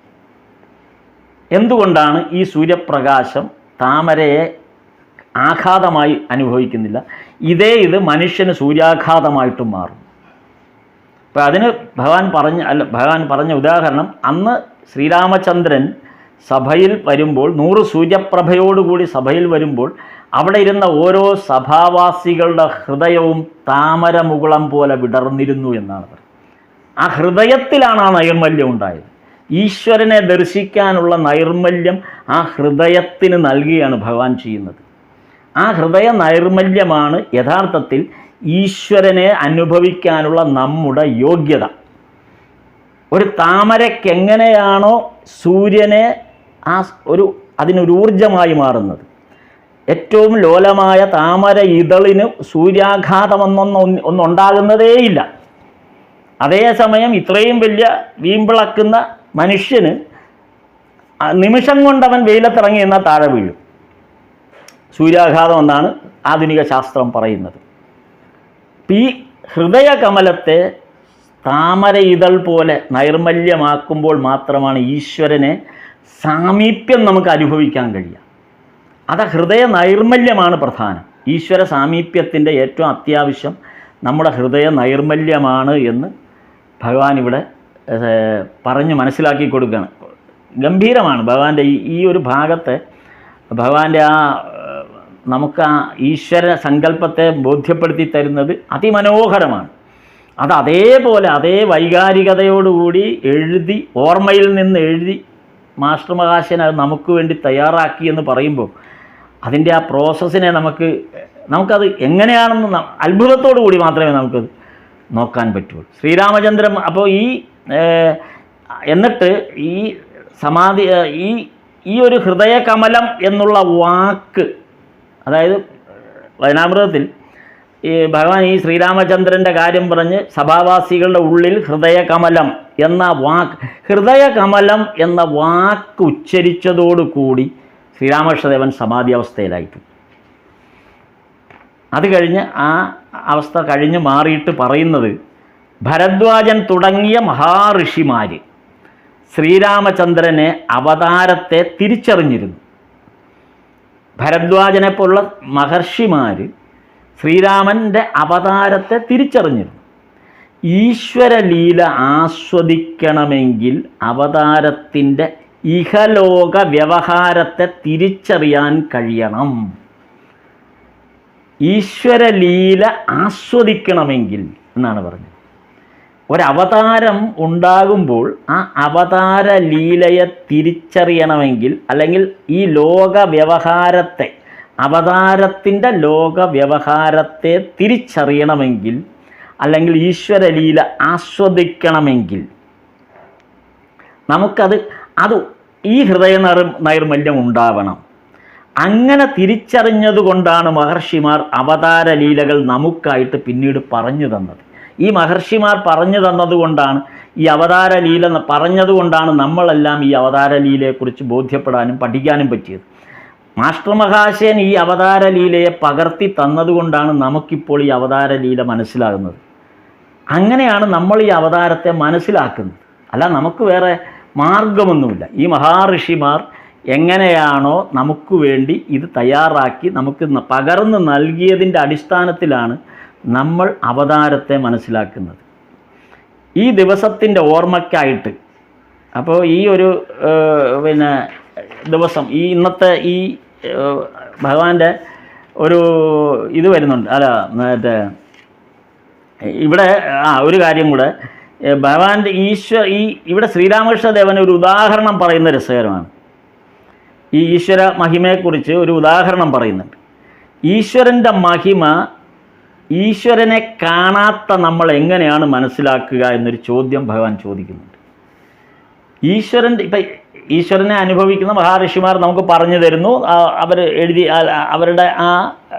അവർ ഇൻ്റർപ്രറ്റ് ചെയ്ത് തന്നതുകൊണ്ടാണ് നമ്മൾ ഈശ്വര അവതാരത്തെ നമ്മൾ സാധാരണ മനുഷ്യന് മനസ്സിലായത്. ഇരിക്കട്ടെ, ഈശ്വരൻ്റെ മഹിമ, ഈശ്വരനെ കാണാതെ നമ്മൾ എങ്ങനെയാണ് മനസ്സിലാക്കുക? ഇതാണ് ഭഗവാൻ അടുത്ത ഒരു ഇതിൽ നമുക്ക് ബോധ്യപ്പെടുത്തി തരുന്നത്. ഭഗവാൻ ഇത് പറയുന്ന കാലത്ത് ഇത് പറയുമ്പോൾ ഇത് നോക്കാം, നമ്മൾ ഈ ഭാഗത്ത് വചനാമൃതത്തിൻ്റെ ഈ ഭാഗത്തിനൊരു വളരെ രസകരമായൊരു പ്രത്യേകതയുണ്ട്. ഭഗവാൻ ഇത് പറയുമ്പോൾ നമ്മുടെ സോഷ്യൽ അന്നത്തെ സാമൂഹിക വ്യവസ്ഥിതിയെ കൂടെ ഇതിനകത്ത് മാസ്റ്റർ മഹാശയൻ ഇത് പറയുമ്പോൾ നമുക്ക് അന്നത്തെ സാമൂഹിക വ്യവസ്ഥിതി കൂടെ ബോധ്യപ്പെടും. അങ്ങനെ ബോധ്യപ്പെടുമ്പോഴാണ് ഇതിനകത്തെ രസം മനസ്സിലാകുന്നത്. അപ്പോൾ ഭഗവാൻ പറയുന്നത്, ഇന്ത്യ ഭരിച്ചിരുന്നത്, ഈ ഭഗവാൻ ഈ പറയുന്ന കാലത്ത് ഇന്ത്യ ഭരിച്ചിരുന്നത്, ഈ ഭഗവാൻ ഇപ്പോൾ ഈ ഭഗവാന്റെ ഈ പിറന്നാൾ ആഘോഷം നടക്കുമ്പോൾ ഈ സന്ദർഭത്തിൽ ഇന്ത്യ ഭരിക്കുന്നത് ഇംഗ്ലണ്ടിലെ രാജ്ഞിയാണ്.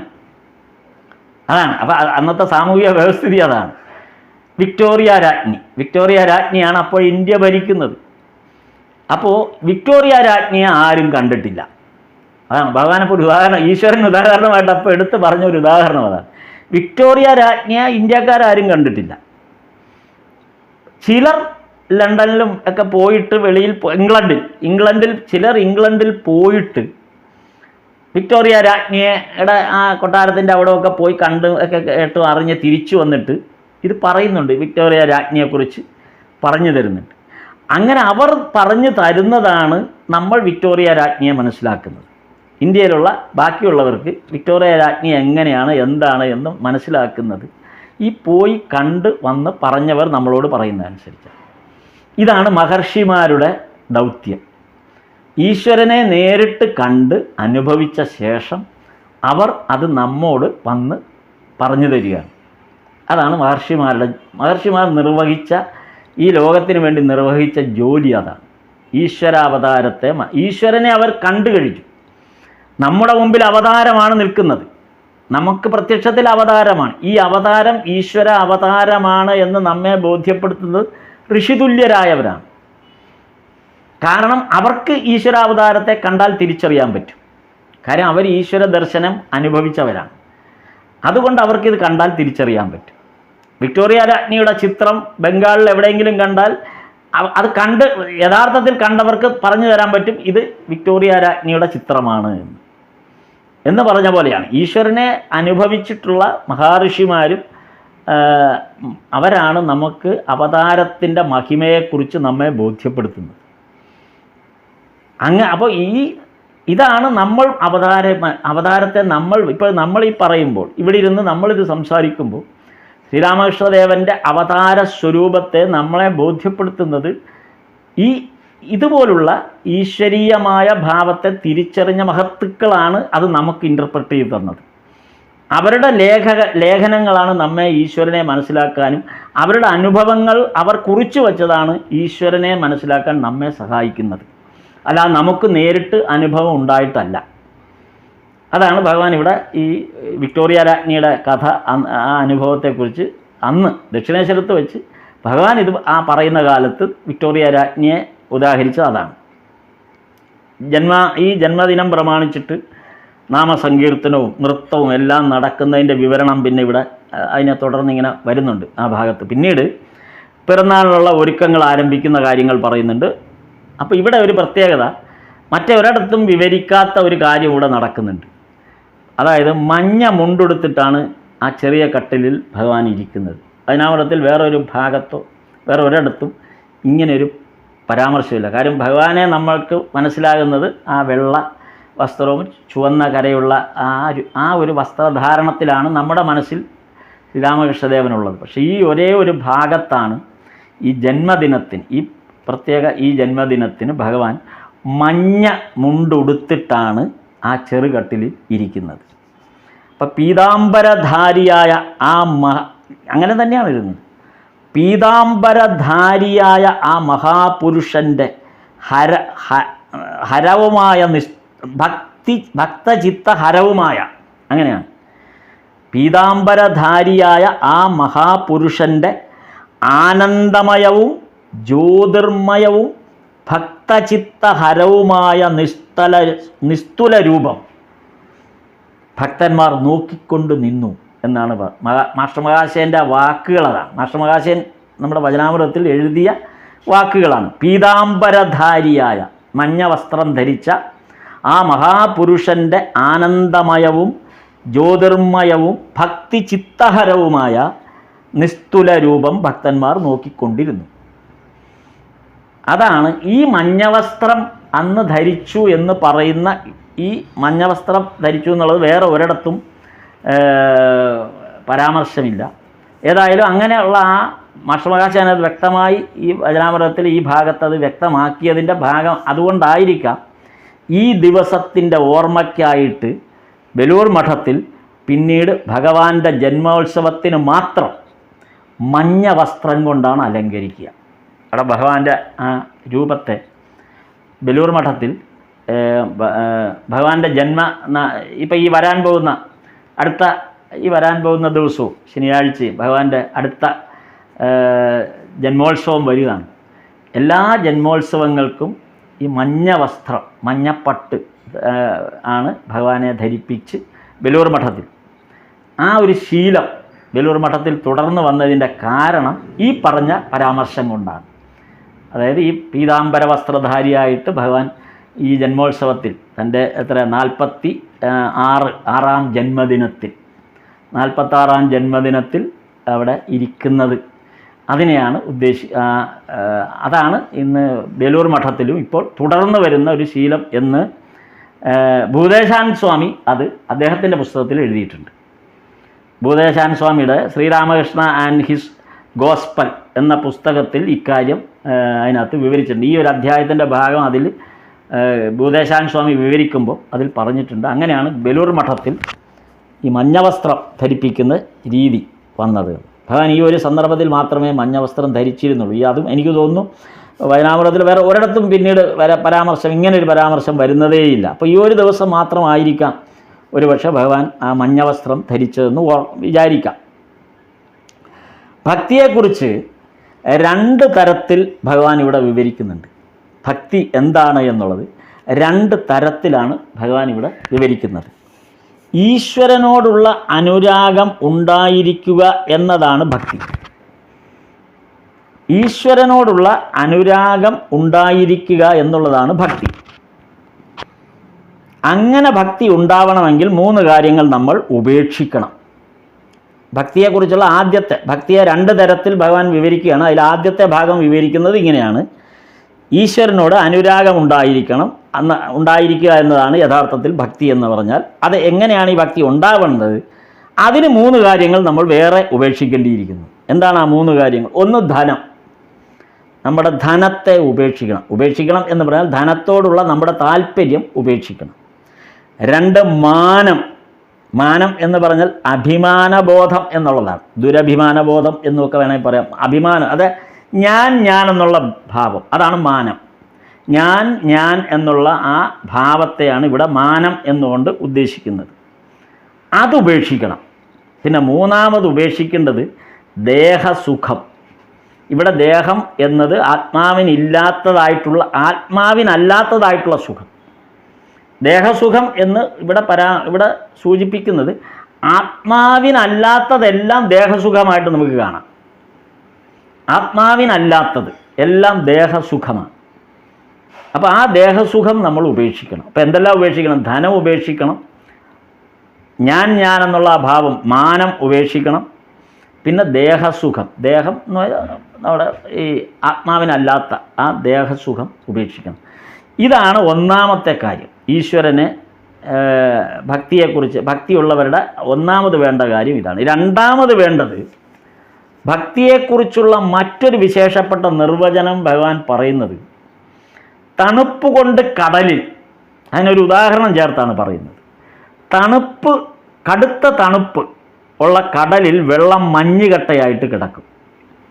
അതാണ് ജലത്തിനുണ്ടാകുന്ന സാകാരം. ജലത്തിൻ്റെ സാകാരമാണ് മഞ്ഞുകട്ട, സാകാരഭാവം, അതാണ് മഞ്ഞുകട്ട. അതുപോലെയാണ് സച്ചിദാനന്ദ സാഗരത്തിൽ അവതാരം എന്നത്. സച്ചിദാനന്ദ ഒരു സാഗരമാണെങ്കിൽ അതിൽ അവതാരം എന്ന് പറയുന്നത് സമുദ്രത്തിലെ ഐസ് കട്ട പോലെയാണ്. സമുദ്രത്തെ നമുക്കൊരു രൂപഘടനയോടുകൂടി കാണാൻ പറ്റില്ല, പക്ഷേ ഐസിനെ നമുക്ക് അങ്ങനെ കാണാം, വ്യക്തമായി കാണാം. അപ്പോൾ സമുദ്രത്തിൻ്റെ ആകത്തുകയാകുന്ന ഒരു ഐസ് കട്ട പോലെയാണ് സച്ചിദാനന്ദ സാഗരത്തിലെ അവതാരം എന്നത്. അതായത് അവതാരമാകുന്ന സാകാരഭാവം. സൂര്യപ്രകാശം തട്ടിയാൽ ഈ മഞ്ഞുകട്ട ഉരുകിപ്പോവും. അതാണ് കടലിലെ മഞ്ഞുകട്ടയുടെ പ്രത്യേകത. അത് സൂര്യാഘാതം ഏൽറ്റാൽ ആ മഞ്ഞുകട്ട ഉരുകി കടലിൽ അലിഞ്ഞു ചേരും. അതേപോലെ ജ്ഞാനസൂര്യൻ ഉദിച്ചു കഴിഞ്ഞാൽ സച്ചിദാനന്ദ സാഗരത്തിൽ ജ്ഞാനസൂര്യൻ തിളങ്ങിക്കഴിഞ്ഞാൽ പിന്നെ അവതാര രൂപമില്ല, അത് നിരാകാരനായി. അപ്പം സാകാരം എന്താണ്, നിരാകാരം എന്താണെന്നുള്ളതിന് ഭഗവാൻ പറഞ്ഞ ഉദാഹരണമാണ്. സാകാരമെന്ത്, നിരാകാരം. സാകാരം എന്ന് പറയുമ്പോൾ ആ സാഗരത്തിലെ ഐസ് കട്ടയാണ് സാകാരം. അത് സൂര്യൻ ഉദിച്ചാൽ അതില്ലാതാകുന്നു, അതോടുകൂടി അത് സമുദ്രമായി മാറുന്നു. അതുകൊണ്ട് സമുദ്രമില്ലാതാകുന്നില്ല. ആ പ്രത്യക്ഷത്തിൽ വന്ന ആ ഘനരൂപം മാത്രമേ മാറിയിട്ടുള്ളൂ, സമുദ്രത്തിനൊരു വ്യത്യാസവും വന്നിട്ടില്ല. എന്ന് പറഞ്ഞ പോലെ സച്ചിദാനന്ദ സാഗരമാണ്. അതിൽ ജ്ഞാനസൂര്യൻ ഉദിച്ചു കഴിയുമ്പോൾ പിന്നെ അവതാരമില്ല, സാകാരമില്ല, പിന്നെ എല്ലാം നിരാകാരമാണ്. ഇതാണ് സാകാരവും നിരാകാരവും തമ്മിലുള്ള വ്യത്യാസം. എത്ര മനോഹരമായിട്ടാണ് ഈ ഉദാഹരണം, അതിമനോഹരമാണ് ഈ ഉദാഹരണം. നമുക്ക് ആർക്കും മനസ്സിലാകുന്ന എന്താണ് സാകാരം, എന്താണ് നിരാകാരം എന്നുള്ളത് ഇത്രയും ഈ വചനാമൃതത്തിൽ നമ്മൾ ഈ 8ാമത്തെ ഭാഗം വരെ കടന്നു വരുമ്പോൾ നിരവധി തവണ ബ്രഹ്മസമാജം ഉൾപ്പെടെ ഉള്ള അധ്യായങ്ങളിലെല്ലാം ഈ സാകാരത്തെക്കുറിച്ചും നിരാകാരത്തെക്കുറിച്ചും ഭഗവാൻ പല ആവർത്തി പറഞ്ഞിരുന്നു. പക്ഷെ അപ്പോഴൊന്നും ഇത്രയും തുറന്ന് ഈ വ്യക്തമായ രൂപത്തിൽ സാകാരവും നിരാകാരവും തമ്മിലുള്ള വ്യത്യാസം സൂചിപ്പിച്ചിരുന്നില്ല. ഈ ഭാഗത്ത് വന്നപ്പോഴാണ് ഭഗവാൻ അത് വ്യക്തമാകുന്നത്. വചനാമൃതത്തിൻ്റെ ഓരോ ഭാഗം കടന്നു വരുമ്പോഴും ഭഗവാൻ ആദ്യം അവതരിപ്പിച്ച ആ വസ്തുതകളെ തുറന്നു കാണിക്കുന്നുണ്ട്. ഇപ്പം നിരാകാരത്തെക്കുറിച്ചും സാകാരത്തെക്കുറിച്ചും മാസ്റ്റർ മഹാശയനെ കണ്ട ദിവസം മുതൽ, ആദ്യ ദിവസം മുതൽ ഉണ്ടായ ചർച്ചയാണ്. അവിടെയൊക്കെ ഭഗവാൻ വളരെ ഒഴുക്കം പട്ടി പറഞ്ഞോളൂ, സാകാരവും കൊള്ളാം നിരാകാരവും കൊള്ളാം, അതിനെക്കുറിച്ചൊന്നും പറയാൻ പോയില്ല. വെറുതെ ഒഴുക്കം പട്ടി രണ്ടും നല്ലത് തന്നെ എന്നങ്ങ് പറഞ്ഞങ്ങ് വിട്ടു. പക്ഷെ ഇവിടെ ഭഗവാൻ അത് ക്ലിയർ ചെയ്ത് കൊടുത്തു. സാകാരമെന്ത് നിരാകാരമെന്ത് എന്നുള്ളത് വളരെ വ്യക്തമാക്കി കൊടുക്കുകയാണ് ചെയ്യുന്നത്. അപ്പം ചില ഭക്തന്മാർ നിത്യസാകാര രൂപം തന്നെ ആയിട്ടായിരിക്കും. അതായത് ചില ഭക്തന്മാരുടെ അവസ്ഥ എന്തെന്ന് വെച്ചാൽ അവർക്ക് എപ്പോഴും അവർക്ക് നിരാകാര ഭാവത്തെക്കുറിച്ച് ചിന്തിക്കാൻ പോലും പറ്റില്ല, അല്ല അറിയില്ല. നിരാകാര ഭാവം എന്താണെന്ന് അവർക്ക് മനസ്സിലാവില്ല. അവർക്ക് സാകാര രൂപത്തിൽ മാത്രമേ ഈശ്വരനെ കാണാൻ കഴിയൂ. അതെന്തുകൊണ്ടെന്നാണെന്ന് വെച്ചാൽ ഭഗവാൻ പറയുന്നത് ഈ കടലിൽ തന്നെ അന്റാർട്ടിക്ക പോലുള്ള ഭാഗങ്ങളുണ്ട്. അന്റാർട്ടിക്ക എന്നുള്ള പദം അവിടെ ഭഗവാൻ ഉപയോഗിച്ചില്ല. കടലിൽ തന്നെ ചില ഭാഗങ്ങളുണ്ട്. അവിടെ ഒരിക്കലും സൂര്യപ്രകാശം ഏൽക്കാത്ത മഞ്ഞുരുകാത്ത പ്രദേശമാണ്. അവിടെ കട്ടയായിട്ടാണ്, അവിടെ കടലില്ല, കട്ട മാത്രമാണ്. കടൽ കട്ട പോലെ ഇരിക്കുകയാണ്. ഈ സമുദ്രം എന്ന് പറയുന്നത് വലിയൊരു ഐസ് കട്ടയായിട്ടാണ് അവർ കാണുന്നത്. അതിന് മുകളിലൂടെ വാഹനം ഓടിച്ചതായിട്ടൊക്കെ അത് അവിടെ അവിടുത്തെ ടൂറ് പോയ ആൾ എന്നെ വന്നപ്പോൾ പറഞ്ഞത് അത്ഭുതം തോന്നി. അവിടെ ഒരു ആരാധനാലയം ഉണ്ടെന്ന് പറഞ്ഞു. ആ ആരാധനാലയത്തിലേക്ക് കയറിപ്പോകുന്നത് ഈ ഐസ് കട്ടയുടെ പുറത്തുകൂടെയാണ് എന്ന് പറഞ്ഞു. അപ്പോൾ ആലോചിച്ച്, ആ ഐസ് കട്ട ഒരിക്കലും നമ്മുടെ ഭൂമി പോലെ തന്നെ, നമ്മുടെ ഭൂമി പോലെ തന്നെയാണ്. ഒരിക്കലും അതൊരു ജലാംശമായിട്ട് നമുക്ക് തോന്നുന്നതേയില്ല. അപ്പോൾ അവരോട് സാഗരം എന്ന്, അവിടെ ഉള്ള ആളുകളോട് സാഗരം, അല്ലെങ്കിൽ അവിടെ ദർശിക്കുന്ന അല്ലെങ്കിൽ ആ കാഴ്ച മാത്രം കാണുന്ന ഒരാളോട് സാഗരം എന്ന് പറഞ്ഞാൽ തിരമാല ഉണ്ടെന്ന് പറഞ്ഞാൽ അയാൾ അത്ഭുതപ്പെടും. അങ്ങനെ ഒരു സംഭവമേ ഇല്ല. സാഗരത്തിൽ അവിടെ തിരമാല അവരെ സംബന്ധിച്ച് ഐസ് കട്ട മാത്രമാണ്, ഒരു ഘനരൂപം മാത്രമാണ് സാഗരം. അതാണ് സാകാരവും നിരാകാരവും. അപ്പോൾ ചിലർക്ക് സാകാരമായിട്ട് മാത്രമേ ബോധ്യമുള്ളൂ. അവർക്ക് നിരാകാരം എന്താണെന്ന് പറഞ്ഞാൽ മനസ്സിലാവില്ല. അവർക്ക് തിരമാല എന്താണെന്ന് പറഞ്ഞാൽ മനസ്സിലാവില്ല. അവർക്ക് സാകാര രൂപത്തിൽ മാത്രമേ, നമുക്കൊക്കെ സാകാര രൂപം മാത്രമേ ബോധ്യമുള്ളൂ. നമ്മൾ ഐസ് കട്ട ഉള്ള സ്ഥലത്ത് ജീവിക്കുന്ന ആൾക്കാരെ പോലെയാണ്. നമുക്ക് നിരാകാര രൂപത്തെക്കുറിച്ച്, ഇത് ഭഗവാൻ പറഞ്ഞത് വായിച്ചു നമുക്ക് നിരാകാരത്തെക്കുറിച്ചൊക്കെ ചിന്തിക്കാമെങ്കിലും നമുക്കത് പൂർണ്ണമായി ഉൾക്കൊള്ളാൻ ഉള്ള എക്സ്പീരിയൻസ് നമുക്കില്ല. നിരാകാര രൂപത്തിൽ ഭഗവാനെ എങ്ങനെ കാണണം എന്നുള്ള എക്സ്പീരിയൻസ് നമുക്കില്ല. ഈ ഭാഗം വർണ്ണിച്ച് കഴിഞ്ഞിട്ടാണ് അധ്യായം 9 ആകുമ്പോൾ ഇതിൻ്റെ അടുത്ത ഘട്ടത്തിലേക്ക് കയറുകയാണ്. അധ്യായം 9 ആകുമ്പോഴേക്കും പിന്നെ വരുന്നത് രാഖാലിൻ്റെ അച്ഛനെക്കുറിച്ചുള്ള കാര്യങ്ങളൊക്കെ പിന്നെയാണ് വരുന്നത്. രാഖാലിൻ്റെ അച്ഛൻ വന്ന് കാണാനിരുന്നതും അച്ഛനുമായിട്ടുള്ള ഏർപ്പാടുകളുമൊക്കെ അടുത്ത 9ാം അധ്യായത്തിലേക്കാണ് വരുന്നത്. അവിടെയും വീണ്ടും ഭഗവാന്റെ ഈ ആധ്യാത്മിക ചിന്ത വീണ്ടും നമുക്ക് വേണ്ടി ഇങ്ങനെ ഉരുക്കഴിച്ചു കൊണ്ടുവരികയാണ് ഭഗവാൻ. ആദ്യം പറഞ്ഞ പല വാക്കുകളെയും പിരിച്ച് നമുക്ക് പൂർണ്ണബോധത്തിലെത്തുന്നത് വരെ ഇതിനെ എത്ര ഗംഭീരമായ ഡിസ്ക്രിപ്ഷൻസോട് കൂടിയാണ് ഭഗവാൻ ഇത് ഓരോന്നും ഉരുക്കഴിച്ചു തരുന്നത്. അതുകൊണ്ടാണ് വചനാമൃതത്തിൻ്റെ വായന പൂർത്തിയാവുന്നതോടുകൂടി നമുക്ക് പിന്നെ ഈ ആധ്യാത്മിക വിഷയത്തിൽ സംശയമേയില്ല. അത്രമേൽ ജ്ഞാനസൂര്യൻ നമ്മുടെ ഉള്ളിൽ ഉദിക്കാൻ, സാധാരണക്കാരായ വലിയ അറിവൊന്നുമില്ലാത്ത നമ്മളെപ്പോലുള്ള സാധാരണ മനുഷ്യൻ്റെ ഉള്ളിൽ ജ്ഞാനസൂര്യൻ ഉദിച്ചുയരാൻ വചനാമൃതം പോലെ മറ്റൊന്നില്ലെന്നുള്ള ബോധ്യം നമുക്കുണ്ടാകുന്നത് ഈ ഒറ്റ കാരണം കൊണ്ടാണ്. ഈ ഭാഗം തന്നെ എത്തിയപ്പോൾ സാകാര നിരാകാര സങ്കല്പത്തെക്കുറിച്ചുള്ള ഈ ഭാഗം തന്നെ എത്ര അഗാധമാണ്. ഇത് പേജുകൾ വർണ്ണിക്കേണ്ട ഒരു കാര്യം, അല്ലെങ്കിൽ അത് അത്രയും ഗഹനമായൊരു വിഷയത്തെ എത്ര സിമ്പിളായിട്ട് ഭഗവാൻ നമുക്ക് തന്നു. വളരെ സിമ്പിൾ. ഇനി ആർക്കും സംശയമില്ല എന്താണ് സാകാരം, എന്താണ് നിരാകാരം, നമുക്ക് സംശയമേ ഇല്ല. ഇനിയും സംശയമുണ്ടെങ്കിൽ വീണ്ടും വരുന്നുണ്ട്, ഇനിയും ഒന്ന് തിരുത്തിക്കൊണ്ടിരുന്നു. അതാണ് ഭഗവാൻ അവസാനം എത്തുമ്പോഴേക്കും സമ്പൂർണ്ണമാക്കി തരും, നമുക്ക് സമ്പൂർണ്ണമാക്കി തരും. അതാണ് നമുക്ക് കിട്ടിയ ഏറ്റവും വലിയ ഭാഗ്യം. വചനാമൃതത്തിൻ്റെ വലിയ ഭാഗ്യം അതാണ്. നമുക്ക് പിന്നെ സംശയമേ ഇല്ല. ആ സംശയം കഴിഞ്ഞ് നമ്മുടെ ഒരു ജീവിതകാലം കഴിയുമ്പോൾ നമ്മുടെ ഈ നമ്മളിതെല്ലാം വിട്ടു പോകുമ്പോൾ വചനാമൃതം പൂർണ്ണമായി പഠിച്ച ഒരാളെ സംബന്ധിച്ച് സമ്പൂർണ്ണമായിട്ടും അതിസന്തോഷവാനായിട്ട് നമുക്ക് പോവാം. അതാണ് ഗുണം. അതെ അതെ അതെ അതെ അതെ. സ്ഥാപകായ ധർമ്മസ്യ സർവധർമ്മസ്വരൂപിണേ അവതാരവരിഷ്ഠായ രാമകൃഷ്ണായ തേ നമഃ.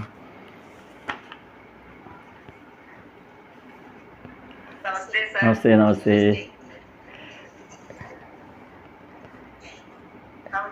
നാമം ജപിക്കാം.